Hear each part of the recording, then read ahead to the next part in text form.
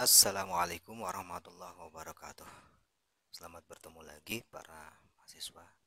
Semoga dalam keadaan sehat. Pengambilan risiko itu adalah materi kali ini yang akan kita bahas secara singkat, mudah-mudahan bisa dipahami oleh teman-teman semua. Ya, pengambilan risiko. Kita awali dengan definisinya dulu, terlebih dahulu ya. Apa itu sih yang dimaksud dengan risiko? Kalau bahasa saya, risiko itu adalah suatu konsekuensi atas keputusan yang kita ambil. Itu adalah resiko. Ya, artinya misalnya begini, resiko saya ya memutuskan untuk berbisnis kos-kosan ya. Nah, dari sana akan membentuk berbagai macam resiko-resiko ya. Oke ya. Nah, itu adalah eh, sebetulnya pendapat yang saya pikirkan ya seperti itu. Risiko itu identik dengan apa yang dinamakan dengan pengambilan keputusan. Kita memutuskan A akan berdampak resiko B. Itu adalah resiko. Ya. Nah, resiko itu eh, memiliki kesamaan dengan sebuah konsekuensi negatif. Ya, ya makanya beberapa ahli menyatakan bahwa resiko itu merupakan sebuah konsekuensi dari kondisi ketidakpastian, ya, yang memunculkan apa yang dinamakan dengan kerugian, ya, kerugian bagi pelaku usaha. Nah, definisi resiko itu sebetulnya banyak sekali, tapi kita akan mempersempitnya menjadi sebuah pemahaman dalam hal berbisnis atau berwirausaha. Ya, sekali lagi kalau bahasa saya bahwa resiko itu adalah sebuah konsekuensi atas pengambilan sebuah keputusan. Nah, itu ya. Tapi beberapa ahli bilang bahwa memang ini ada kesamaan sih sebetulnya, bahwa konsekuensi atau resiko itu adalah konsekuensi dari kondisi. Nah, itu ya, yang menjadi garis bawah kondisi ketidakpastian yang nantinya memunculkan apa yang dinamakan dengan kerugian pelaku usaha. Karena kita berbicara masalah bisnis. Anda paham bahwa yang namanya bisnis itu uncertainty. Artinya, besok lusa itu tidak pasti gitu. Seperti apa konsepsinya? Itu adalah risiko, ya. Ya, jadi sekali lagi risiko itu adalah bisa kita samakan dengan sebuah konsekuensi negatif. Beda lagi kalau dengan keuntungan. Kalau keuntungan itu adalah sebuah konsekuensi positif. Nah, prinsipnya adalah bahwa resiko itu adalah high risk, high return. Mohon maaf kalau pengucapannya kurang begitu bagus ya. Tapi artinya kurang lebih adalah bahwa risiko tinggi, pengembalian pun akan tinggi gitu. Nah, kalau kita bahasakan dalam sebuah bisnis, semakin beresiko bisnis tersebut, semakin menguntungkan atau semakin besar keuntungan yang akan diperoleh. Itu adalah risiko. Dalam sisi kehidupan itu pun sama itu. Saudara sekarang melanjutkan pendidikan dengan harapan meningkat ya kualitas diri Anda. Hard skill, soft skill itu semakin meningkat. Harapannya seperti itu kan. Saya pikir semuanya juga seperti itu ya. Nah, tapi semakin besar atau semakin tinggi resikonya, ya semakin besar pula pengembaliannya. Maknanya adalah semakin giat Anda belajar, semakin tekun Anda eh, menghafal, kemudian semakin berkonsentrasi Anda mendengarkan, itu adalah sebuah konsekuensi tinggi gitu ya.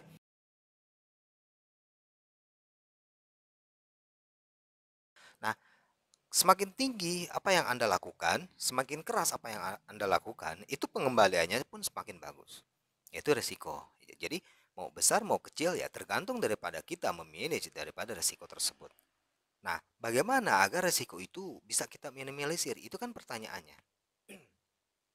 Upaya kita adalah menampung informasi sebanyak-banyaknya, sebaik-baiknya untuk kita analisis sehingga nanti akan menjadikan sebuah keputusan yang baik, menjadi sebuah keputusan yang tepat. Nah, kalau misalnya tadi mengarah kepada apa yang saya sampaikan, definisi resiko adalah sebuah konsekuensi atas pengambilan keputusan. Jadi sebelum mengambil keputusan, tampung dulu informasi, itu kuncinya. Oke ya. Nah, kemudian kalau kita berbicara risiko secara umum, risiko itu memiliki dua jenis. Yang pertama adalah risiko murni. Nah, ya. Resiko murni.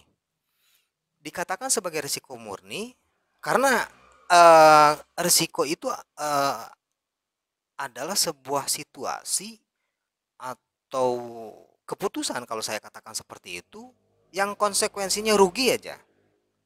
Nah, itu resiko murni ya. Nah, sekali lagi, resiko murni itu adalah risiko yang muncul ya. Suatu resiko yang muncul sebagai akibat dari sebuah situasi atau kondisi atau keputusan ya yang konsekuensinya kerugian. Nah, itu adalah risiko murni. Walaupun gini, walaupun risiko itu bisa kita cegah gitu. Bisa kita cegah, bisa kita minimalisir, bahkan bisa kita hilangkan. Ya, tapi kita mengambil atau menetapkan jenisnya dulu gitu. Mana yang nantinya bisa kita minimalisir atau kita kurangi atau bahkan bisa kita tutupi. Nah, itu adalah risiko murni. Nah, contohnya apa sih sebetulnya kalau misalnya risiko murni? Contohnya kebakaran.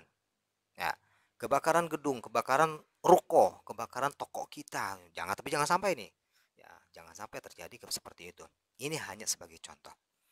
Kebakaran itu akan memunculkan berapa rupiah yang menjadi nominal kita kerusakannya. Itu adalah sebuah konsekuensi, ya, resiko murni, konsekuensi rugi aja.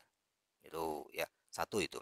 Kedua, misalnya kerusakan aset perusahaan. Nah, aset-aset produksi. Ya, dengan tidak adanya aset produksi, misalnya rusak dan sebagainya atau pencurian dan sebagainya, ya otomatis itu memunculkan apa yang dinamakan dengan kerugian. Termasuk juga bencana alam. Nah, silakan saudara cari risiko-risiko murni lainnya. Kalau tadi saya sebutkan dua aja dulu. Pertama kebakaran atau tiga ya, kebakaran. Kedua rusaknya aset perusahaan. Ketiga bencana alam. Nah, itu. Kemudian jenis yang kedua adalah risiko spekulatif. Namanya juga spekulatif, spekulasi, coba-coba. Di sini risikonya bisa untung, bisa rugi. Jadi, risiko spekulatif adalah risiko yang diambil oleh kita sebagai pemilik usaha secara sadar tentunya, ya. Yang memiliki dua kemungkinan. Satu bisa untung, dua bisa rugi. Nah, contohnya mudah sekali. Ya, pembukaan atau penetapan kita memutuskan untuk membuka cabang usaha. Ya, dari satu cabang, dari satu usaha menjadi dua usaha cabang kita usaha kita. Itu kan bisa menetapkan resiko munculnya resiko spekulatif. Cabang kita bisa maju atau bisa mundur, gitu kan? Nah, itu satu. Contoh yang lain apa? Fluktuatif harga. Ya, turun naiknya harga yang ada di pasaran sebagai bahan baku daripada produk kita misalnya. Nah, ini juga termasuk dalam resiko spekulatif. Dikatakan demikian kenapa? Dengan naiknya harga-harga bahan baku, berarti kita juga harus menaikkan produk kita. Itu bisa jadi seperti itu. Walaupun pada prinsipnya adalah ketika masyarakat atau konsumen butuh, berapapun harganya, ketika mereka memiliki uang akan dibeli. Contohnya Anda. Silakan jawab saja oleh Anda sendiri. Seberapa butuh handphone saat ini? Mahal, Pak. Iya, tahu. Ya, terkadang itu ada turunnya.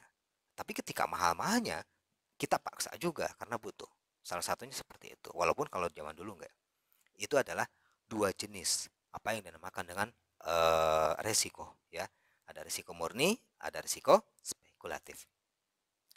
Kalau melihat bentuknya, risiko itu terbagi juga menjadi dua.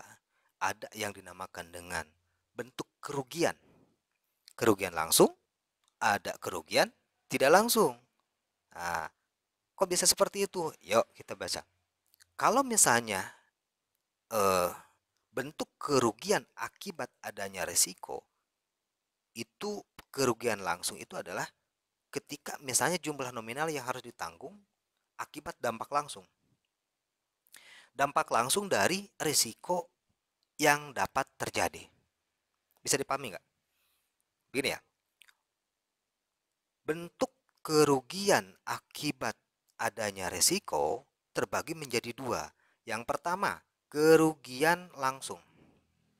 Ini rugi aja gitu ya, adalah sebuah risiko bentuk risiko di mana jumlah nominal yang harus ditanggung oleh kita sebagai pemilik usaha akibat dampak langsung dari risiko yang terjadi. Misalnya kebakaran tadi, ya. Dengan kebakaran tersebut, ya, ini memunculkan kerugian langsung. Kenapa dikatakan kerugian langsung? Ya iyalah, ketika kebakaran terjadi, toko kebakar nih, itu kan bisa kita hitung tuh. Berapa nominal yang rusak? Nilai kerusakan atas toko tersebut. Nah, itu kan kerugian langsung. Kita rugi langsung. Jelas itu. Nah, kemudian yang kedua, kerugian tidak langsung. Itu bentuknya. Bentuk kerugian tidak langsung. Apa itu? Nominal yang harus ditanggung akibat tidak langsung, dampak tidak langsung dari risiko yang muncul. Ah, misalnya apa? Misalnya begini. Bentuk kerugian tidak langsung nih. Mesin produksi kita. Mesin produksi kita tiba-tiba rusak. Nah, ini kategorinya adalah bentuk daripada kerugian tidak langsung. Secara tidak langsung, ya, kita bisa rugi. Nah, tapi bisa tertutupi juga. Nah, misalnya begini, kita buka bisnis fotokopi, ya, misalnya ya. Jam 8 kita buka tuh. Nah, toko. Kemudian jam 9 tiba-tiba mesinnya mati, rusak. Ya, ini bisa rugi, bisa tidak. Kalau seandainya ini bisa segera diperbaiki mesinnya, otomatis kan bisa produksi lagi kita. Bisa dapat untung kan. Walaupun terjadi kerusakan, tak masalah. Tapi yang menjadi persoalan adalah ketika misalnya mesin tersebut, mesin fotokopi tersebut tidak segera kita perbaiki. Nah, ini permasalahannya. Bagaimana kita memanage aset-aset perusahaan agar bisa terus survive dalam rangka proses usaha kita. Ya, itu ya. Ada dua tadi ya, bentuknya kerugian langsung sama kerugian tidak langsung. Nah, besaran risiko sebetulnya bisa kita kalkulasi. Kita bisa hitung. Ya, yang pertama, tentukan seberapa sering sih frekuensi daripada terjadinya risiko tersebut. Tuh. Nah, kedua, ya, tentukan dampak. Dampak yang muncul dari risiko yang terjadi. Kedua, itu cara mengkalkulasi. Ketiga, kita bisa hitung. Hitungannya ada pada rumus, apa yang dinamakan dengan rumus frekuensi, ya. Frekuensi kali dampak. Kalau misalnya dalam satu bulan terjadi 5 kali, misalnya 5 kali pencurian ya, kasus pencurian barang kita, aset kita misalnya, ya, atau produk kita misalnya, kita jual butik nih pakaian ya misalnya, 5 kali terjadi pencurian tuh dalam satu bulan, ya, satu pakaian kali kan frekuensi berarti 5 kali tuh, 5 kali ya, gini ya, oke, lima 5 kali, nah, 5 kali frekuensi pencurian pakaian produk kita. Nah, karena kita bisnisnya pakaian. Satu pakaian itu bisa kita katakanlah 100.000. Berarti 5 ya kali 100.000. Berarti 500.000. Dalam satu bulan kita mengalami kerugian. Ya, itu kalkulasi resiko. Ya, secara teorinya seperti itu. Mudah sih sebetulnya ya untuk mengkalkulasi bagaimana kita mengetahui berapa sih kerugian kita gitu. Ya, seperti itu. Nah, kemudian eh, kita ditawari 4 strategi ya dalam pengelolaan risiko. Jadi mitigasi risiko lah gitu ya. Bukan aja mitigasi bencana. Jadi eh, risiko di sini juga kita bisa lakukan apa yang dinamakan dengan jadi mitigasi, risk mitigation ya. Bahasa kerennya mungkin seperti itu ya kali. Oke, nah mitigasi risiko atau pengelolaan risiko itu bisa kita pilih ya. Yang pertama dikontrol, diawasi. Risk control. Jadi kita mengawasi seperti apa sih sebetulnya? Ya kita contohkan lah. Bagaimana risiko atas suatu hal ya katakanlah kebakaran. Untuk mengelola daripada risiko terjadinya kebakaran yang memunculkan begitu besar kerugian, ya kita perlu membuat apa yang dinamakan dengan satu SOP, Standar Operational Procedure. Ya, SOP tentang apa? Tentang proses memasak. Kalau misalnya kita catering dan sebagainya, rumah makan dan sebagainya yang berhubungan dengan apa yang dinamakan dengan api gitu. Nah, itu kita harus melakukan standar operasional prosedur kerugiannya. Nah, SOP tentang memasak. Kemudian SOP tentang proses dan pembuatan produk. Itu juga harus dibuatkan, ya. Kita harus melakukan sebuah pengontrolan atas kualitas produk dan juga prosesnya. Jadi kita jangan hanya misalnya begini, kita bisnis rumah makan, membuat sayur sop misalnya. Nah, ketika dicicipi, oh enak, udah aja. Asalkan kita merasakan enak, udah aja. Tidak seperti itu. Nah, kenapa?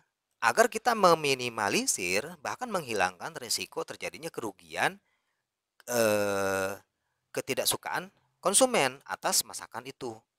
Salah satu faktornya apa? Higienis. Karenanya kita harus melakukan pengawasan terhadap proses produksi. Kita juga harus itu seperti itu. Dalam pabrik-pabrik yang besar pun sama seperti itu. Ada pengawasnya. Untuk apa sih mereka itu? Untuk melihat seberapa baik mereka bekerja. Akhirnya outputnya nanti produk itu berkualitas.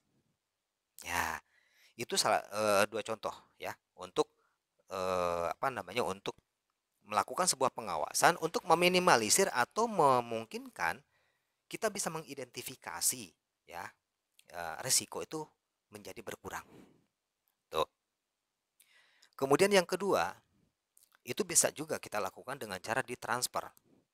Hmm, transfer transfer risiko yang harusnya yang tadinya menimpa kita, kita kasihkan kepada pihak lain. Ya, sebagai contoh, kita berbicara masalah risiko kebakaran aja dulu.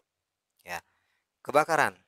Walaupun kita misalnya sudah melakukan atau membuat SOP dengan baik, para pegawai kita paham bahwa proses produksinya berhadapan dengan risiko kebakaran yang tinggi, tetapi karena kita situasinya berada pada lingkungan ya lingkungan padat lah ya, misalnya di Jakarta gitu. Kita berada pada tengah-tengah lingkungan masyarakat yang rentan kebakaran. Ya mau nggak mau itu kita kena imbasnya. Kenapa? Karena mungkin tetangga kita atau rumah yang lain kebakaran karena saking mepetnya sampai kepada usaha kita. Akhirnya ikut terbakar juga. Nah ini kan nggak bisa dihindari itu. Nah untuk mengantisipasi itu sebagaimana? Salah satunya adalah ditransfer. Nah transfer seperti apa? Asuransi. Itu adalah salah satu contohnya. Gitu. Mentransfer resiko kebakaran ya, kepada pihak lain. Ya. Upaya-upaya yang dilakukan oleh kita dengan memindahkan resiko kepada pihak lain itu adalah pemahaman atau pengertian daripada risk transfer atau eh, transferisasi resiko kepada pihak lain. Contoh lainnya lagi untuk lebih bisa memahami. Misalnya begini, kita melakukan sebuah strategi di mana pembayaran itu dilakukan di awal. 50% di awal, 50%-nya lagi setelah produk itu diterima oleh konsumen. Ya, ada DP lah ya. Uang pangkal, itu biasanya seperti itu. Itu untuk apa? Memindahkan risiko yang tadinya sebagai modal kerja dari kita kepada konsumen. Itu adalah salah satu manajemen risk transfer.